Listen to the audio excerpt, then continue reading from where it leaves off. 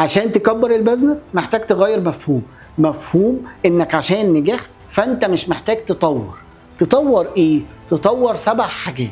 رقم 1 تطور ادارتك للوقت. رقم 2 تطور ادارتك للنقاشات. رقم 3 تطور ادارتك للنقد اللي بيتعمل عليك او على البزنس. رقم 4 تطور ادارتك للبحث والمعرفة بشكل اب تو ديت طول الوقت وان انت شايف اللي بيحصل في السوق.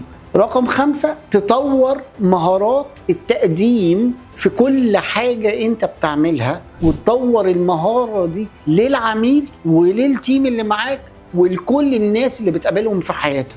محتاج تكون بتطورها بشكل مختلف. رقم 6 محتاج تطور مهارات النقاشات والنتائج بتاعت النقاشات وانت عايز توصل لايه من النيجوشيشن ده وعايز توصل لنتيجة عاملة ازاي. رقم 7 محتاج تطور ادارتك للادوات اللي انت بتستخدمها وتشوف الادوات دي بشكل مختلف بحيث ان هي يا اما تتحول لهارد يا اما تتحول لسوفت وير بحيث ان انت تقدر تستخدمها طول الوقت. ال7 دول لو انت قدرتهم بشكل مختلف ساعتها البزنس هيكبر بشكل مختلف.